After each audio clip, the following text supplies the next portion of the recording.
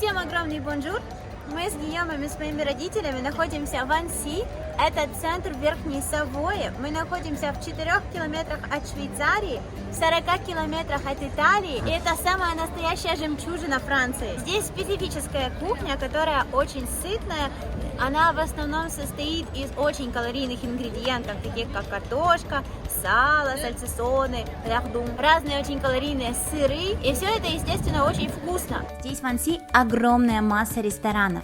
Иногда складывается впечатление, что люди тут только и делают, что едят. На улице всегда очень хорошо пахнет, и становится просто невозможно удержаться и не съесть какой-нибудь калорийный и очень вкусный тартифлет или горячее тягучее фондю.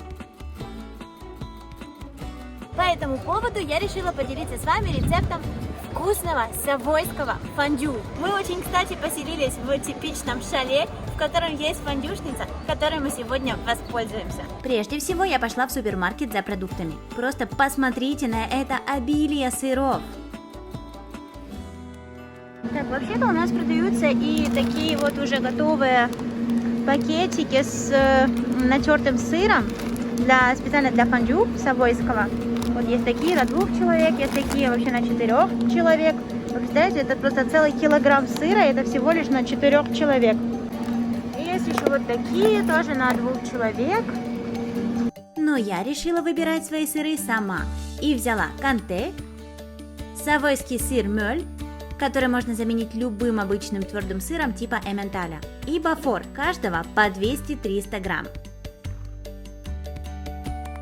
Также нам понадобится долька чеснока, чтобы смазать фондюшницу. И 2 багета. Для начала нарезаем все сыры на мелкие кубики или же протираем его на терке.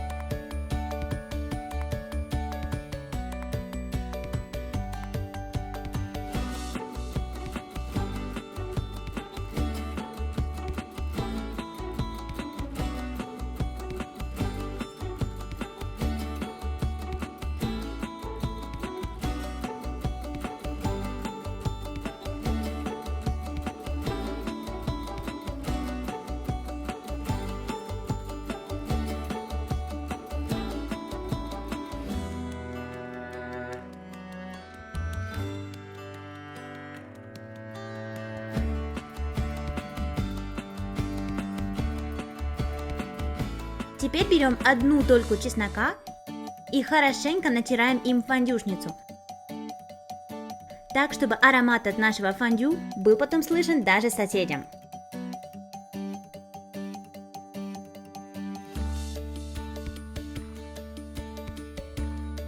Теперь нам понадобится примерно 200 мл белого вина,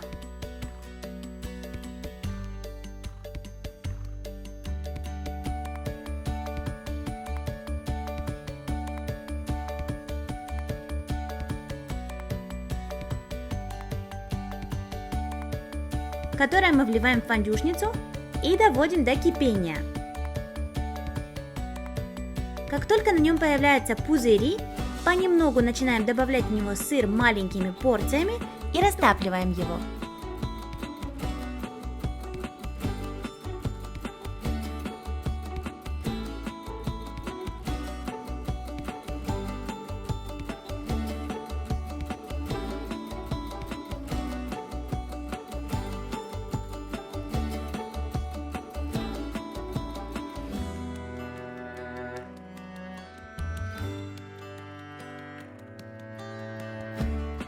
Я решила немного отойти от правил и сделать мое фондю еще более сытным и калорийным, пожарив еще и кусочки копченой свиной грудинки, которые также высоко ценятся в савойской кухне. А потом на жире из-под грудинки я пожарила несколько шампиньончиков.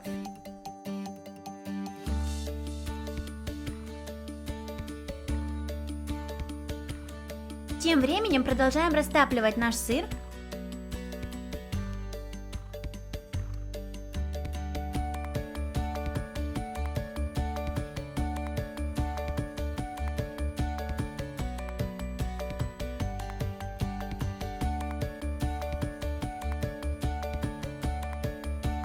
Как видите, масса уже начинает приятно загустевать и уже почти готова.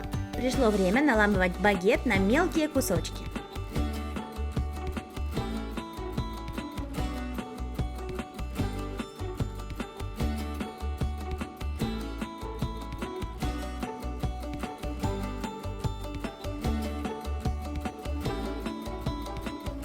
Фондю наконец готово. Ставим в фондюшницу специальные вилочки, которыми мы будем накалывать хлеб и макать его в сыр.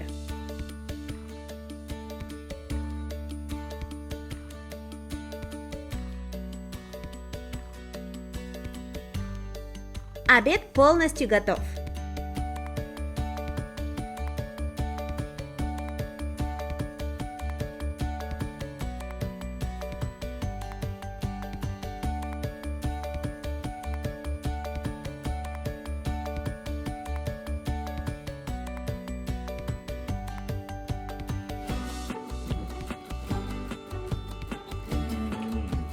Вкусно?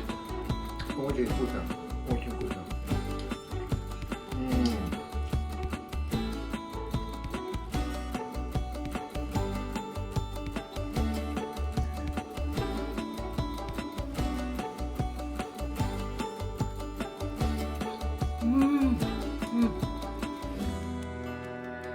Если вам понравилось это видео, ставьте лайк, подписывайтесь на мой канал и bon appétit!